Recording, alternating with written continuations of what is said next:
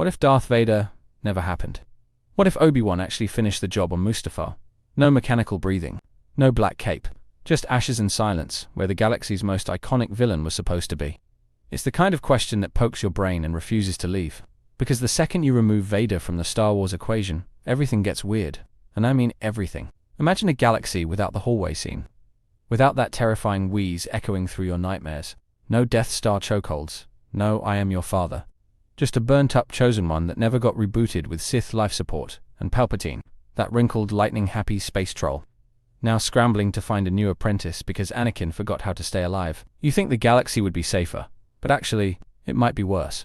Because without Vader, you've got a power vacuum the size of Coruscant. You've got people like Tarkin or Thrawn or Maul clawing for relevance. And none of them need redemption arcs. They just want results. And suddenly, the Empire isn't a dictatorship led by a tragic monster. It's just a cold corporate hellscape with no soul. And what about Luke? Does he ever pick up a lightsaber? Does Leia even find out who her real parents are? Or is she just forever stuck with the mystery box? Without Vader, there's no emotional core. No broken father to redeem. Just a war. Endless. Impersonal. Sterile. Like Star Wars got rewritten by a boardroom that thinks character arcs are optional. It's wild, because you start to miss the villain. The tragedy. The man who became machine and still found his way back. Without Vader, Star Wars loses something human. Something painful and beautiful and messy. And yeah, maybe even something necessary. There's no second chance. No last breath. No moment where darkness gives way to light. In this video, we're diving into a galaxy where Darth Vader never rises. Where Anakin Skywalker dies alone on Mustafar. And every war, every rebellion, every destiny is thrown off its axis. We'll explore the ripple effects, the what-ifs, the missed chances, and darker turns, and why sometimes the villain you hate might be the soul your story needs most. What if Obi-Wan had just ended it right there? No hesitation. No leaving Anakin to burn like some half-cooked bantha steak on Mustafar. Just one clean strike. And the Skywalker saga ends before it truly begins. Think about it. No black armor. No mechanical breathing echoing through corridors. No redemption at the hands of his son. The galaxy would look wildly different. But how exactly? Palpatine loses his prized apprentice before he can slap on the helmet and rebrand him as Lord Vader. So then what? Does he pull out a Sith job application and interview Savage Opress or Assange Ventress? Or does he go with the always reliable backup plan? Cloning. Because we all know Papa Palps loves a good clone. Either way, the Empire would be born without its most terrifying poster boy. And what about the Jedi Purge? Without Vader leading the 501st, does the slaughter lose its surgical precision? Or does the Emperor still get the job done with a bunch of trigger-happy clones and the bureaucratic finesse of Wilhoff Tarkin? The Temple Massacre might still happen, but it would hit different without that emotional gut punch of Anakin turning on his own. Then there's the whole Chosen One prophecy mess. Anakin was supposed to bring balance to the Force. Instead, he brought fire, screams, and sandlots of sand. So without him, who picks up the slack? Does Luke still rise? Or does someone like Ahsoka or Ezra step into the mythic spotlight? We're now in a galaxy where prophecy has no clear heir. It's kind of maddening when you think about it. Obi-Wan had the high ground, the lightsaber, the motive, the whole dramatic setup, and he still walks away. This guy has been slicing battle droids in half for 3 movies straight, but suddenly he's squeamish. He left Anakin alive out of pity or sentiment or Jedi morals or whatever, and the galaxy paid the price. Seriously, you mean to tell me the fate of trillions came down to a guy who couldn't finish the job because he was sad about his bestie?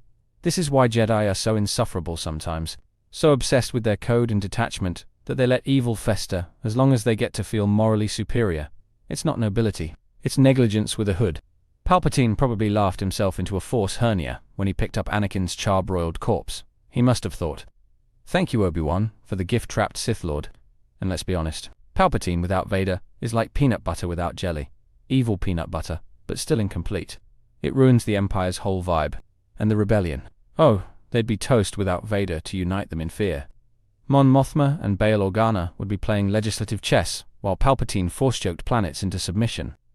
Vader was terrifying, yes, but he also gave the galaxy something to rally against. Take that away, and you lose the dark mirror that galvanized the light. There's a tragic silence in imagining this galaxy. No Vader. No redemption. No second chances. Anakin's story just ends in the fire. Not with his son. Not with peace. Just with screams echoing into volcanic air. It's not the fall that breaks you. It's the fact that there's no rise. Luke never sees the man behind the mask, because the mask never exists. Leia never finds out the truth, because there's no dark father to confront. It's almost cruel, because without Vader, their pain is less personal, but their hope is weaker too. They're fighting a war with no myth, just politics and pain. Padmé dies thinking her husband is gone. But in this version, she's right. There's no tragic irony, just raw grief. Bail Organa raises Leia, Owen and Beru hide Luke. But it's not to protect them from their father anymore. It's just hiding from a galaxy that no longer has any trace of love left in it. Yoda and Obi-Wan, they don't wait for Anakin's return, because they watched it end firsthand. And instead of trusting in a glimmer of redemption, they bury their past in exile. That burden of failure never lifts. It just festers. There's no closure, only memory, only guilt, and the Force. That great cosmic energy that supposedly balances everything. It feels empty in this version. The Chosen One's arc is incomplete. There's no final sacrifice, no turning point, just loss. Bitter, unresolved loss, wrapped in the ashes of Mustafar. But strip away the sadness for a second, and what we're left with is a galaxy in flux, a truly wide-open frontier.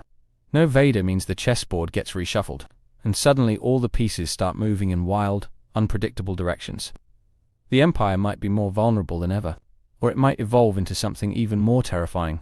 Imagine a galaxy where the Emperor is forced to replace Vader with someone like Thrawn, a cold, calculating tactician instead of a brute enforcer. Suddenly the Empire becomes less about brute strength and more about manipulation and strategy.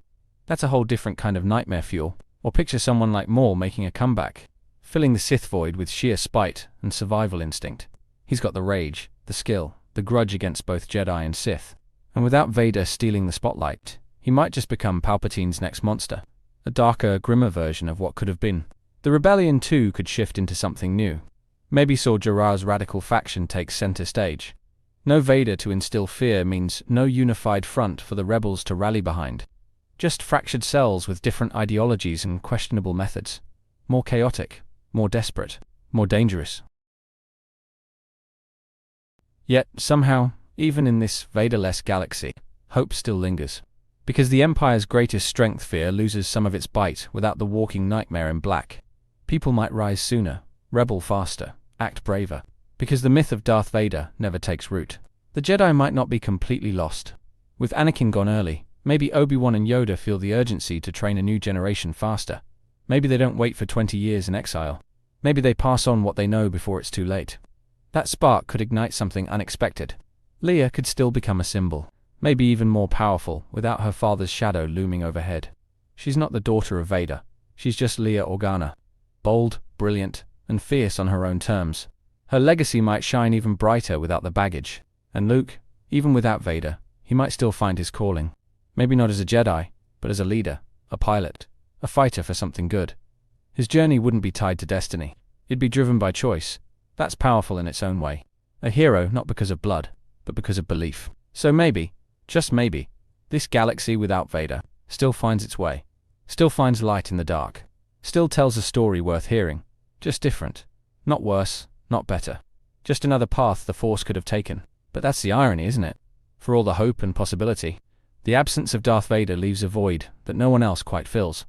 He was tragedy made flesh, a warning wrapped in armor, and a symbol of what it means to lose yourself completely, only to claw your way back. Without him, Star Wars loses its most human monster, and maybe its most powerful redemption. Anakin's fall wasn't just about power. It was about love, fear, pain. And when he came back, it meant that anyone could come back from the edge.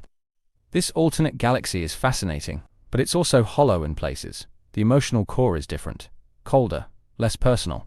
It's all politics and strategy and rebellion. But not the same intimate pain that made the original trilogy resonate. That's what Vader gave us, not just terror, but tragedy. The Empire might still fall. The rebels might still win. But the catharsis is muted. There's no son confronting his father. No helmet removed to see the man beneath the monster. No final breath that says you were right. Just cold victory. Without reconciliation. Thank you for watching. If you enjoy my videos, please consider looking at my pinned comment and checking out the links for my Amazon storefront. It contains my favorite Legos, my gear in which I make videos, and comics that I read on a daily basis. I update it constantly, so please, take a moment and click on the link. On top of that, check out my second channel, Critical Analysis Hub Plus, and my third channel, Critical Analysis Hub XP. Just one click would go on a long way in supporting my channels and future in YouTube.